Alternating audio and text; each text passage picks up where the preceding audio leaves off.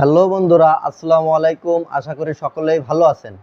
আজকে আলোচনার বিষয় একটি ব্লেন্ডার বা মিক্সার গ্রাইন্ডার কেনার আগে আপনারা যে বিষয়গুলো লক্ষ্য করবেন।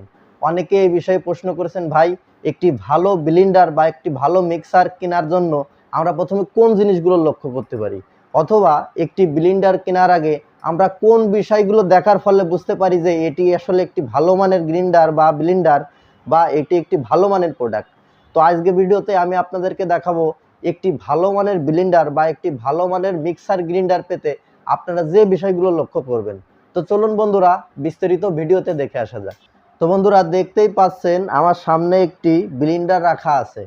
তো ব্লেন্ডার ক্রয় করার আগে আমাদের সর্বপ্রথম যেটি লক্ষ্য রাখতে হবে সেটি হচ্ছে একটি ব্লেন্ডারের সার্কিট ব্রেকার, অর্থাৎ একটি অটো সার্কিট ব্রেকার যদি একটি ব্লেন্ডারে থাকে তাহলে আমরা বুঝে নিতে পারি যে এই ব্লেন্ডারটি মোটামুটি একটা ভালো মানের। তো কিভাবে আমরা সেই অটো সার্কিট ব্রেকারটি দেখব? তো চলুন বন্ধুরা, দেখে আসা যাক। তো দেখতেই পাচ্ছেন এখানে রাখা আছে একটি ব্লেন্ডার। তো অটো সার্কিট ব্রেকার আমরা কিভাবে দেখতে পারি? সাধারণত আমরা এই ব্লেন্ডারের দেখবেন পিছনে, একেবারে পিছনের দিকে এই যে একটি অটো সার্কিট ব্রেকার বা এখানে একটি অটো সার্কিট এখানে লাগানো আছে। তো এটির কাজ কি?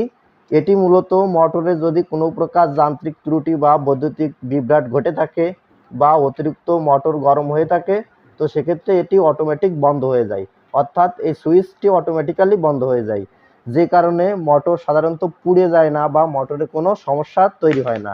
এবং এটির দ্বারা মোটর অতিরিক্ত গরম হলেও বন্ধ হয়ে যায়, যে কারণে মোটর সাধারণত নষ্ট হয় না, পুড়ে যায় না বা কোনো প্রকার সমস্যা তৈরি হয় না।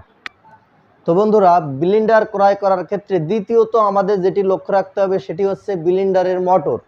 ব্লেন্ডারের মোটর সাধারণত দুই ধরনের হয়ে থাকে, একটি হচ্ছে অ্যালুমিনিয়াম মোটর এবং আরেকটি হচ্ছে কপার মোটর। তো সাধারণত অ্যালুমিনিয়ামের মোটরগুলো দীর্ঘস্থায়ী হয় না এবং এটি সাধারণত নর্মাল মানের হয়, এবং কপারের মোটরগুলো সাধারণত অনেক ভালো মানের হয় এবং এটির স্থায়িত্ব অনেক বেশি হয়। তো সাধারণত আমরা একটি ব্লেন্ডার ক্রয় করার ক্ষেত্রে কিভাবে বুঝবো যে এটি একটি কপার মোটর বা অ্যালুমিনিয়াম মোটর? তো সাধারণত আমাদের যে ম্যানুয়াল বইটি আছে এই বইটিতে লেখা থাকে এটি হচ্ছে একটি কপার মোটর বা অ্যালুমিনিয়াম মোটর। বইটি লেখা থাকবে কপার উইন্ডিং মোটর। এটি যদি ম্যানুয়াল বইতে লেখা থাকে তাহলে আমরা বুঝে নিতে পারি যে এটি একটি কপার মোটর। তো বন্ধুরা, প্রথম অবস্থায় আমি কি বললাম? একটি অটো সার্কিট ব্রেকার। দ্বিতীয়ত আমি কি বললাম? একটি মোটর, অর্থাৎ অ্যালুমিনিয়াম মোটর নাকি কপার মোটর। তো তৃতীয়ত আমাদের যেটি দেখতে হবে সেটি হলো একটি ব্লেন্ডারের জগ বা জার, অর্থাৎ আপনারা যে দেখতে পাচ্ছেন এটি হচ্ছে ব্লেন্ডারের জগ বা জার। এটি সাধারণত দুই প্রকারের হয়ে থাকে, একটি হচ্ছে স্টেনলেস স্টিল এবং সাধারণ স্টিল। তো স্টেনলেস স্টিলগুলো সাধারণত এটিতে চৌম্বক আটে না এবং সাধারণ স্টিলের চৌম্বক আটে। তো আপনারা কোনটি নেবেন? আপনারা অবশ্যই স্টেনলেস স্টিল নেবেন। কেন স্টেনলেস স্টিল নেবেন? কারণ স্টেনলেস স্টিলে সাধারণত মরিচা ধরে না। আপনি একটি ব্লেন্ডার ক্রয় করার পর কিছুদিন রাখার পর যদি সেটিতে মরিচা ধরে নষ্ট হয়ে যায় তাহলে নিশ্চয়ই সেটি ভালো কিছু হবে না। তো অবশ্যই ভালো মানের ব্লেন্ডার নিতে হলে আমাদের অবশ্যই স্টেনলেস স্টিল দেখে নিতে হবে, কারণ স্টেনলেস স্টিলে সাধারণত মরিচা ধরে না। তো আমরা এটি কিভাবে বুঝবো? এটিতে যদি আমরা চৌম্বক ধরাই তাহলে স্টেনলেস স্টিলের চৌম্বক ধরবে না, এবং সাধারণ স্টিল যদি হয়ে থাকে তাহলে অবশ্যই এটাতে চৌম্বক ধরবে। তো আমরা চৌম্বক ধরায় দেখব যেটাতে চৌম্বক ধরে না, অর্থাৎ যেটাতে চৌম্বক আটে না, আমরা অবশ্যই সেটি দেখে নিব। তো তারপর বন্ধুরা, আমাদের যেটি লক্ষ্য রাখতে হবে সেটি হচ্ছে ব্লেন্ডারের মোটরের ওয়াট। সাধারণত একটি ব্লেন্ডারের মোটরের ওয়াট 550 ওয়াট, 750 ওয়াট, 850 ওয়াট বা 1000 ভিন্ন রকম হতে পারে। তো আমরা একটি ভালো মানের ব্লেন্ডার পেতে গেলে অবশ্যই 550 ওয়াটের বেশি নিতে হবে। 550 ওয়াটের বেশি যদি আমরা কোনো মোটরের ব্লেন্ডার নিতে পারি তাহলে অবশ্যই আমরা সেটি দিয়ে ভালোভাবে কাজ করতে পারবো। আজ যদি 550-এর নিচের ওয়াটের কোনো মোটরের ব্লেন্ডার আমরা নিয়ে থাকি তাহলে সেটি দ্বারা আমরা মোটেও ভালোভাবে কোনো কাজ করতে পারবো না। সুতরাং একটি ভালো মানের ব্লেন্ডার দেখতে হলে বা পেতে হলে অবশ্যই মোটরের ওয়াটের দিকে বিশেষভাবে লক্ষ্য রাখতে হবে। তো বন্ধুরা, তারপর আমাদের যেটি লক্ষ্য রাখতে হবে সেটি হচ্ছে ব্লেন্ডারের ব্লেড, অর্থাৎ দেখতেই পাচ্ছেন আমার এখানে একটি জার। তো তো এই জারের ভিতরে আমরা সাধারণত যেটি দেখে থাকি, ভিতরে দেখতেই পাচ্ছেন এটি হচ্ছে ব্লেন্ডারের ব্লেড। তো সাধারণত আমরা যদি এই ব্লেডগুলো ভালো মানের বা যদি দেখি যে এটি মোটামুটি ভালোভাবে তৈরি করা আছে বা অনেক শক্ত এবং ইজি, তাহলে আমরা বুঝে নিতে পারি যে এটি একটি ভালো মানের ব্লেন্ডার। তো সাধারণত এই ব্লেডগুলো কতটি ব্যবহার করা আছে আপনারা দেখতেই পাচ্ছেন, এখানে ব্লেড বিভিন্ন রকমভাবে অনেকগুলো ব্যবহার করা আছে। তো এই ব্লেডগুলো কতটি ব্যবহার করা আছে, একটি, দুইটি, তিনটি বা চারটি বা তার অধিক। তো এই ব্লেডের উপর নির্ভর করেও আপনি একটি ভালো মানের ব্লেন্ডার বুঝতে পারবেন। তো সাধারণত যদি আমরা দেখি দুই বা ততোধিক বা দুইয়ের অধিক যদি ব্লেড ব্যবহার করা হয়ে থাকে, তাহলে আমরা অবশ্যই বুঝে নেব যে এটি একটি ভালো মানের ব্লেন্ডার।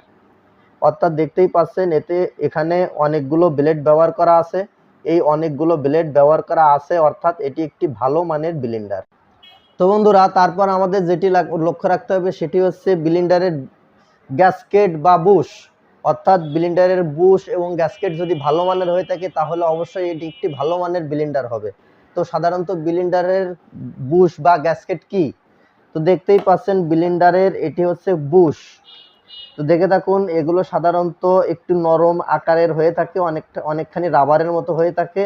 এবং দেখতেই পাচ্ছেন এই বুশগুলো যদি মোটামুটি ভালো মানের হয়ে থাকে, অর্থাৎ এই বুশটা যদি ভালোভাবে জারের সাথে ম্যাচ করে, অর্থাৎ এটি রাবারের মতো হয়ে থাকায় সহজেই এর সাথে যদি ম্যাচ করে থাকে, তাহলে বুঝে নেবেন এটি একটি ভালো মানের ব্লেন্ডার। এবং যদি দেখে থাকেন এবং গ্যাসকেট, এই গ্যাসকেটগুলো সাধারণত রাবারের মতো যদি হয়ে থাকে, তাহলে অবশ্যই আমরা বুঝে নিতে পারি যে এটি একটি ভালো মানের ব্লেন্ডার। অর্থাৎ প্রথমত অবস্থায় আমাদের যেটি দেখতে হবে সেটি হচ্ছে অটো সার্কিট ব্রেকার। দ্বিতীয়ত দেখতে হবে ব্লেন্ডারের মোটর, অর্থাৎ মোটরটি অ্যালুমিনিয়াম নাকি কপার। তৃতীয়ত যেটি দেখতে হবে সেটি হচ্ছে ব্লেন্ডারের জার বা জগ, এটি স্টেনলেস স্টিল নাকি স্বাভাবিক স্টিল। তারপর আমাদের যেটি দেখতে হবে মোটরের ওয়াট, অর্থাৎ এই ব্লেন্ডারের ভিতরে রাখা যে মোটর, সে মোটরের ওয়াট কত। তারপর আমাদের যেটি দেখতে হবে ব্লেন্ডারের ব্লেড, অর্থাৎ এই ব্লেড যদি দুইয়ের অধিক ব্যবহার করা হয়ে থাকে তাহলে অবশ্যই এটি একটি ভালো মানের ব্লেন্ডার হবে। তারপর আমাদের যেটি দেখতে হবে সেটি হচ্ছে ব্লেন্ডারের গ্যাসকেট বা বুশ। যদি এই সবগুলো আমাদের সঠিকভাবে থাকে বা ভালো মানের হয়ে থাকে, তাহলে অবশ্যই আমাদের একটি ভালো মানের ব্লেন্ডার আমরা পেতে পারি। সুতরাং আমি যে বিষয়গুলো বললাম, এই বিষয়গুলোর উপর যদি লক্ষ্য রেখে আমরা একটি ব্লেন্ডার নির্বাচন করি, তাহলে অবশ্যই আমরা একটি ভালো মানের ব্লেন্ডার পাবো। তো বন্ধুরা, আজকের ভিডিও এ পর্যন্তই। ভিডিওটি ভালো লাগলে অবশ্যই চ্যানেলটি সাবস্ক্রাইব করবেন এবং ব্লেন্ডার এবং অন্যান্য যা কিছু বললাম এ সম্পর্কে যদি কোনো প্রশ্ন থেকে থাকে অবশ্যই আপনারা কমেন্ট করবেন। তো বন্ধুরা, সবাইকে অনেক অনেক ধন্যবাদ।